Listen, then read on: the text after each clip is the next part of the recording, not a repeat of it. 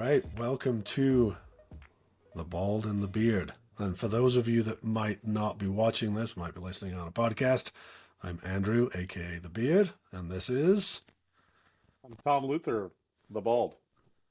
awesome. So today's topic, and we're going to do a series on myth or reality, looking at the CX world and talking about things that people might consider reality that might not be.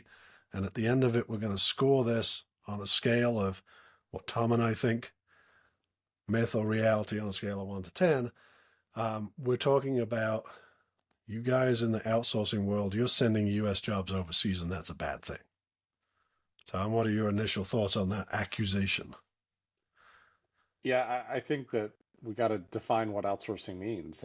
There's a Okay. perception out there that outsourcing is um, overseas, whether that's near shore or offshore. But it's important to understand that there's plenty of capable U.S. outsourced operations right here in North America. Um, that's a common misperception I think that people have is that it's all overseas. Yeah, I hear the term outsourcing and the term offshoring used interchangeably. And what you're saying is there's a whole economy of outsourcing within the US. Yeah, there's outsourcers in every state. To your point, I would agree that people hear outsourcing and they think offshoring. They think we're getting rid of U.S. jobs. Why can't we do it right here on U.S. soil? You can. It's something that's absolutely worth the conversation for brands that are looking for some staff augmentation. Or perhaps there's some sort of contract they have, government, maybe with another entity that said you have to fulfill this in the US. There are those contracts, right, that require people to stay within our borders. So for that, absolutely. So, okay, let's explore this a little bit. If I have to stay in the US, why would I outsource then? Because I can just do it myself. I can hire people, have them in the office. Maybe I'm based in sunny LA. Why wouldn't I just do it myself? What are your thoughts there? Yeah, I think let's talk a little bit about the realities of the U.S. economy today. I mean, it's no secret everybody's a little nervous about the economy right now. There's a pending election coming forth that has people nervous. Brands are thinking about how can I reduce cost as much as possible. A big Absolutely. portion of that, Andrew, is it is a vicious cycle between human resources, training, and operations for branded call centers in the US to hire, train, get people operational, um, and then leave the job 120 days later. That becomes a vicious cycle. It's very expensive. And I would categorize most US contact center jobs right now as fairly transient in nature. So brands that are considering outsourcing outside of the US, it really comes down to employee retention more than anything, is that those jobs seem to be a little more valued um, in other parts of the world, maybe more so than the US right now. So it's an interesting point. Strange times with the economy. I think the last time I looked at the official figures, 3.7% unemployment. Hmm. That's still really, really low. So you get a lot of people moving job to job. I think one of the important things to consider is there are still cost savings for your LA based company to hire within the US, keeping it domestic. There are still cost savings outsourcing. When you look at the total loaded cost of what it costs you to hire somebody, deal with some of the things you have to do in California that perhaps you don't have to do in Tom's in Ohio, so we'll pick on Ohio as an example. Different environment, different employment levels. Potentially, your problems can be solved staying within the U.S. So I think it's critically important to make everybody fully aware, no doubt, left on the table. We are not advocating for jobs going overseas.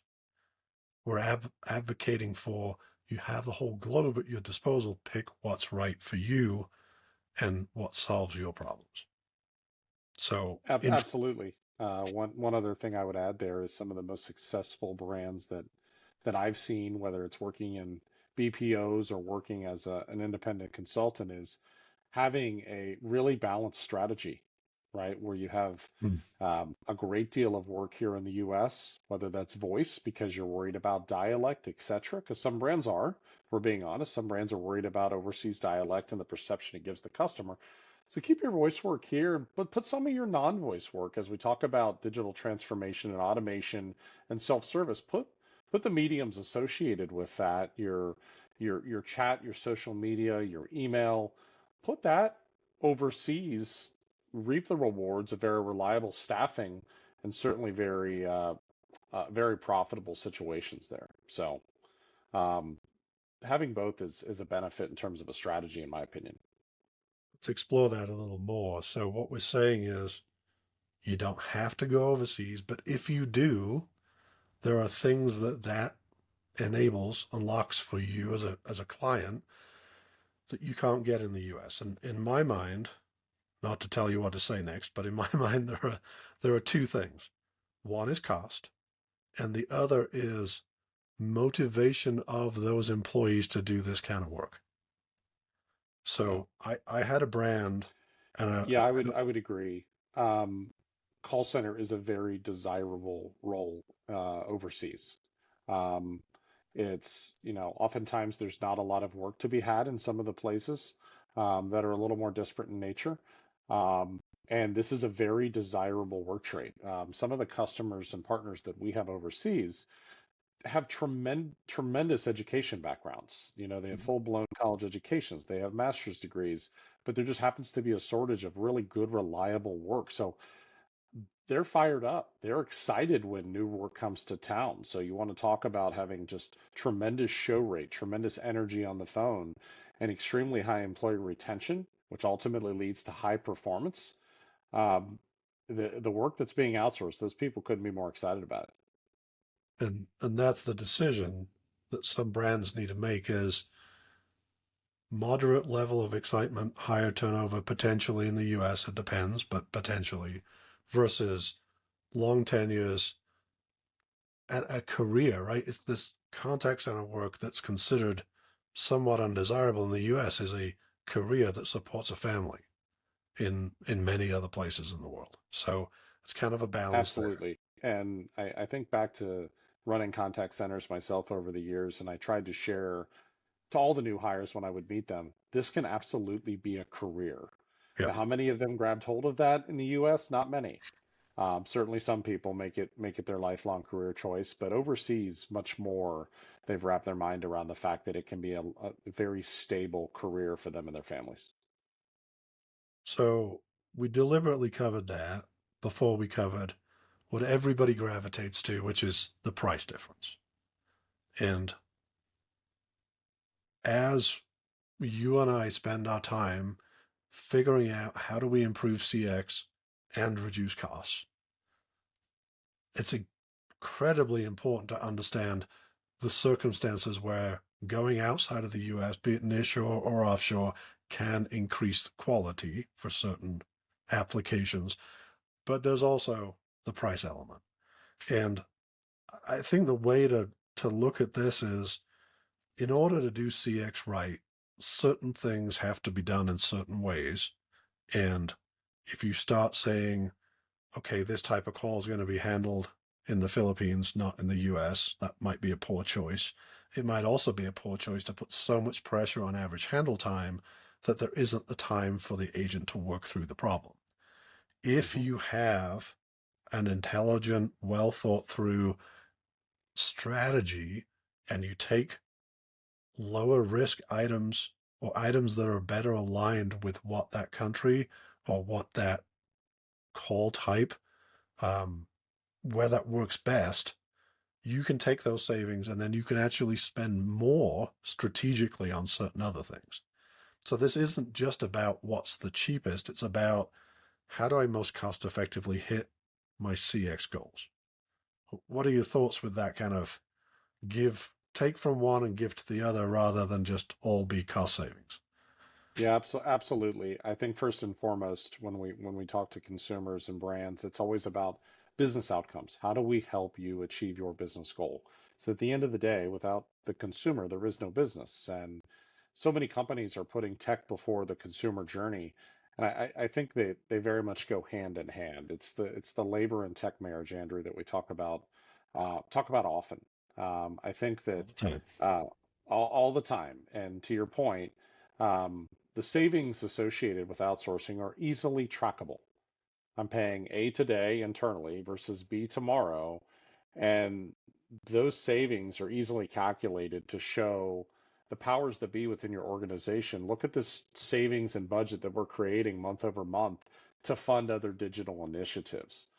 Secondarily, right, we're improving our service level. We're improving customer satisfaction scores, which lead to improved customer churn.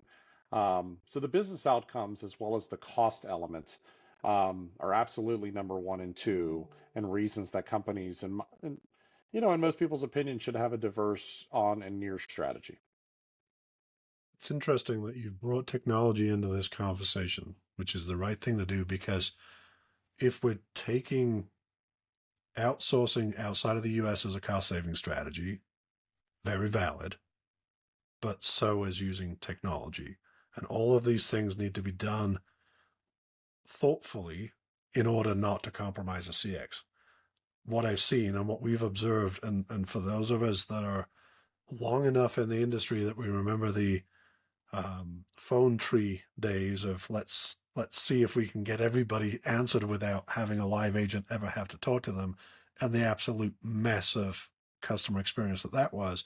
We keep repeating that because we get a shiny new toy in this industry and we're like, oh, we can save some money, and we the tendency is to overdo it.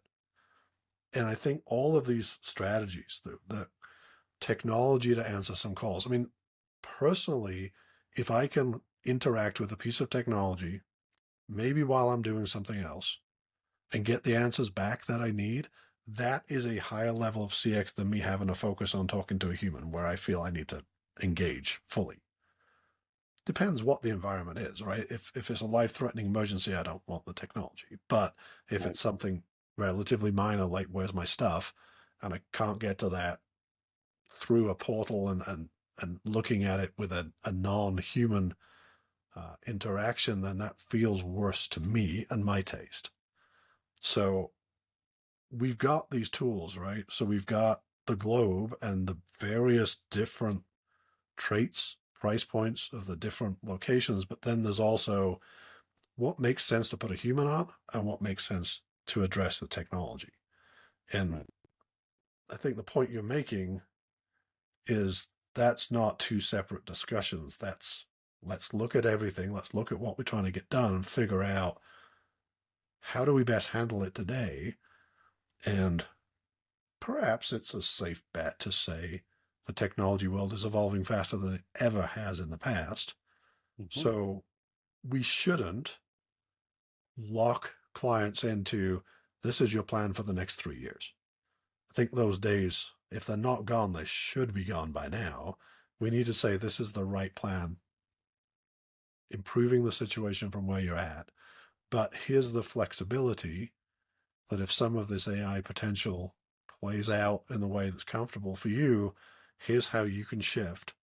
And coming from two outsourcing guys, this is an interesting comment to make, but maybe have less human billable hours in the future, but still have the same or a better level of CX. What are your thoughts there? Same and improved level of CX, and for business owners, improved margin, right? The most expensive thing on the P&L is the human, right? So as Mm-hmm. brands are automating more and more process, that equals less and less humans on the phone, which will obviously decrease your expense to the overall business. And the goal is to drive CX. And if you can do that at an improved margin, that's certainly the goal of every P&L owner I've ever met. Um, Should be. I think I think the simple statement here is, to me, outsourcing is should be viewed as how do you keep some of the work that is easy to staff here in the States, because you'll be able to hit your new hire goals for your volume, and then outsource the rest that's more difficult. There's it's a very desirable career choice, as we shared earlier. people are willing to take those jobs on. Whereas maybe sometimes they're not in the U.S. because there's many other career choices for them to choose. So that's my 2 cents on it. Yeah, I've seen that most predominantly in tech support work, where you talk to somebody who's got a high level of tech support and they're having a terrible time with in-house attrition. And you drill into it, and almost every time it's the same thing. They're so fed up with tier one work. They don't want to do it. They're too smart, or at least they think they are, and they should be doing more challenging work. Great. Let's take that tier one. Let's give that to somebody who's happy to do it and is in the right mindset, and have you guys that are in the US work on tier two and tier three work, and all of a sudden your employee satisfaction for your in-house people skyrockets. Your attrition drops, and oh, by the way, you also save money potentially. So achieving those objectives of improve CX and reduce costs at the same time. Yep, totally agree. So we promised when we wrap this up that we were going to do some scoring. So let's set this out. We've got myth to reality as a scale. If you outsourcing people are sending all the US jobs abroad is a complete reality, then it's a 10. If it's got no grounds whatsoever, it's a 0. So we're going to score it, and we're both going to say it at the same time and see if we come up with the same number. So, you ready? Let's go in Ready? 3, 2, 1, 3. Oh, you went 6. 6. Oh my goodness. So we've got a disagreement. So I think it's much more of a myth than you do. Interesting. So, can you explain to me why it's a 6? I can. Um, I think that, in my opinion, most brands are considering a strategy of labor and tech where they're placing the most reliable labor in the places that it's most well received. Again, it's the most expensive thing on the P&L, as I shared earlier. Um, so why not find a little less expensive resource that's far more reliable, whether that's near shore or offshore? Um, Okay. I would also say that is not, those decisions have not been made in the past 1 year. The U.S. attrition in contact centers have continued to risen in the wrong direction for the past 15 years. So it's not Mm-hmm. like brands are all of a sudden making this choice to say, I'm going to send my jobs overseas just because it's cost reduction. No, it's it's improving your performance at a cheaper cost, and you're getting a more reliable person. So it's certainly not um, a hasty decision by the brands to send jobs overseas. There's a lot Okay. more to it, in my opinion. So I'm of the opinion that it's even less of a truth than you are at your 6. So I'm saying it's a 3. Now, this might be based on once we've had the discussion, once we've understood the objectives of the client, and then we've advised based on you're trying to get here, have you thought about this? Maybe I'm not looking at it as this is where their head's at when we start talking to them, but more where they're at once it's done. And I don't think we're losing jobs that have a home in the US to other countries. I don't think there's any forceful push. I think this is stuff that we don't want in as a country that's going. Therefore, I'm ranking it as a 3. So I don't think we're losing much at all. Yes, there are jobs going overseas, but when they're not jobs that you could even fill in the US sometimes Right. or not fill effectively, then really what loss is it? So that was why I was at a 3. But Fair. as with most things we're going to explore in this series, there are elements of truth, there are elements of myth, and we will talk them through, and hopefully everybody has a much clearer understanding of the realities and how to avoid the pitfalls. Any other comments to close, Tom? No, just your beard's looking great today, Andrew. And one of the downsides of coming on video is do you have to powder your to stop the sheen on the head before you come on, or is that just a Twice a natural? day. twice a Oh, day, once in the morning, once in the afternoon. so maybe sometime we'll talk about the amount of work it is to maintain the personas of the bald and the beard. So there's all kinds of products in this thing. It's a whole amount of work, but we'll save that for another time. All right. Awesome, Tom. Appreciate the time, and hopefully everybody found this useful. Yeah. Take care.